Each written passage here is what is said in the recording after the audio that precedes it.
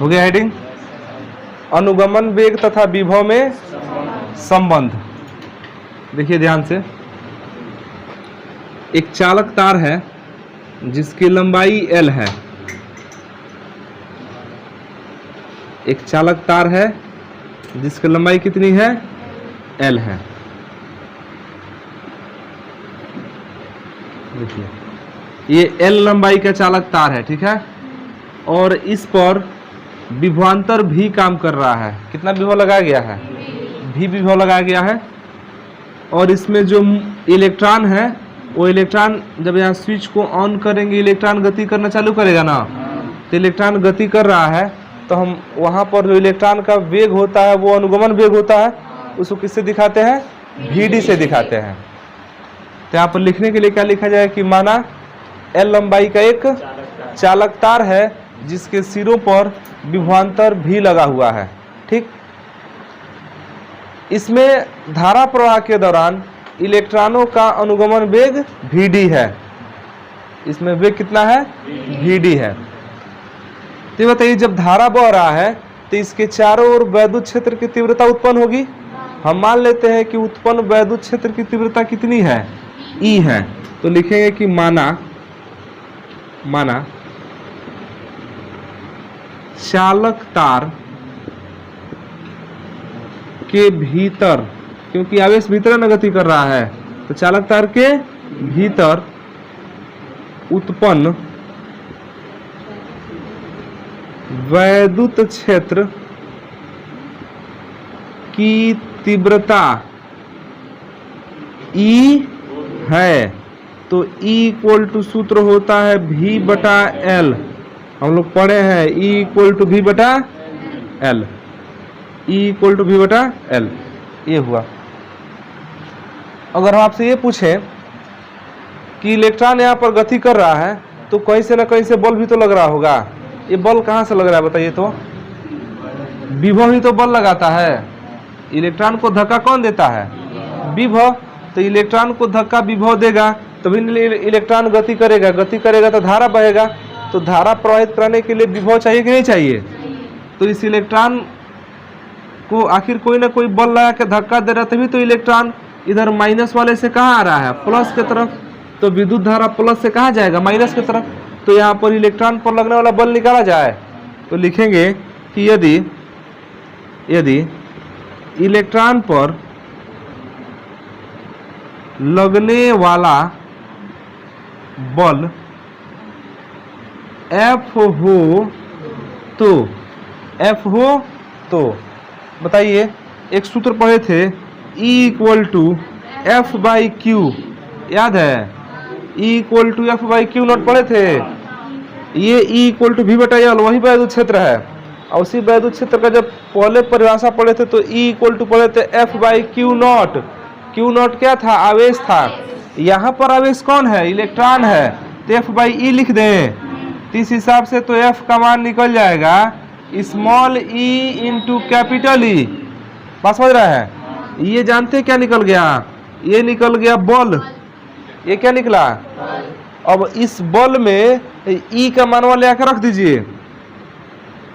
F equal to small e V/L। कोई दिक्कत इसमें? इसको समीकरण 2 बना देते हैं। तो F का मान कितना निकल गया? EV/L। यहाँ तक कोई समस्या किसी को? EV/L। ये समझ में आया है ना? EV/L कहाँ से आ रहा है? हम सूत्र पढ़े हैं E इक्वल टू V/L पढ़े हैं, और एक सूत्र पढ़े हैं E equal to F/Q naught. यहाँ Q नॉट तो है नहीं, यहाँ आवेश कौन है? इलेक्ट्रॉन। तो वही F/E लिख दिए हैं।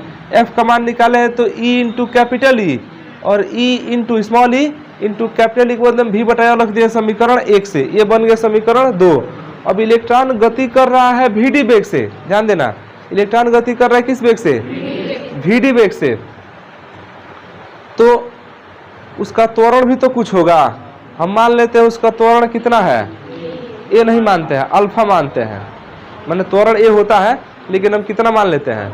अल्फा मान लेते हैं। चलिए ए मानिए, कोई दिक्कत नहीं है। माना मुक्त इलेक्ट्रॉन का त्वरण ए है, माना मुक्त इलेक्ट्रॉन का त्वरण कितना है, तो ए इक्वल टू फार्मूला बताइए ना।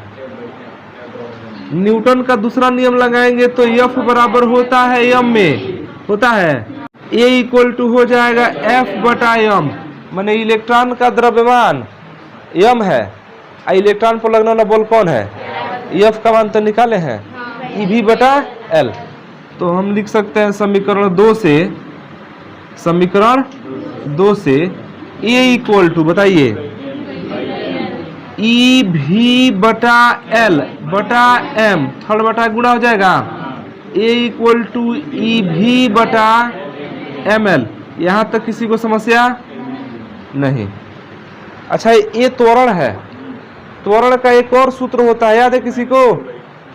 त्वरण का सूत्र होता है वेग परिवर्तन बटा समयांतराल, होता है वेग परिवर्तन बटा, माने वेग बटा समय कह सकते हैं, वेग बटा।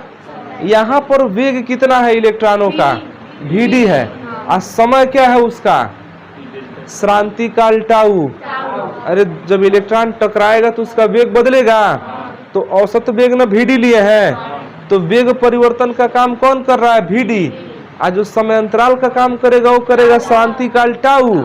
तो लिखेंगे कि चूंकि त्वरण इक्वल टू वेग परिवर्तन बटे समयांतराल, कोई दिक्कत नहीं ना इसमें। तो त्वरण ए हम माने हैं, वेग परिवर्तन का काम कौन करेगा, और समयांतराल का काम कौन करेगा, टाउ। तो क्या हम ऐसे कह सकते हैं कि vd बराबर a इंटू टाउ, आए vd बराबर a इंटू टाउ कह सकते हैं। ये नहीं समझ में आ रहा है तो गति का पहला समीकरण लगाइए, या तो इस सूत्र से बनाइए, नहीं तो गति का पहला समीकरण क्या होता है बताइए, v बराबर u प्लस at, v बराबर u प्लस।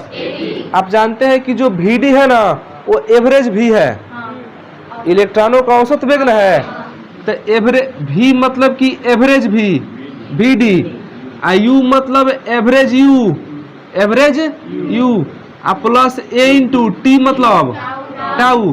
तो याद होगा तुम लोगों को उस दिन बताए थे कि u एवरेज, टक्कर के पहले का u एवरेज 0 होता है, याद आ रहा है, काफी में देख लेना, u1 plus u2 plus u3 dot dot un by small n equal to 0 लिखा गया था। तो u एवरेज क्या हो गया, तो vd equal to 0 plus a into tau, तो वही तो हुआ vd equal to a into tau, vd equal to a into tau, वही ना बात है। तो यही वाला ठीक है जो लिखे हैं वही, तो vd equal to a into tau. अब देखिए vd इक्वल टू a का मान तो निकाले हैं जी, ई भी बटा एम एल, ई भी बटा इंटू, ये जानते हैं किसमें सूत्र, किसमें संबंध मिला, अनुगमन वेग, और भी क्या है, विभव है। तो ये अनुगमन वेग और विभव में क्या निकल गया, संबंध निकल गया। तो लिख देंगे कि यही सूत्र अनुगमन वेग तथा विभव में संबंध को प्रदर्शित करता है। दोनों चीज इसमें आ गया ना, vd भी आ गया और v भी आ गया। तो vd अनुगमन वेग हो गया और v क्या हो गया, विभव हो गया। थोड़ा सा v को ठीक ठाक बना लीजिए, ई भी बटा एम एल इंटू टाउ। ये लाइन समझ में आया है? देखिए बहुत कठिन इसमें डेरिवेशन नहीं दे रहा है, टेक्निकल डेरिवेशन है, छोटा छोटा डेरिवेशन है। तो लिखिए, तो लिखिए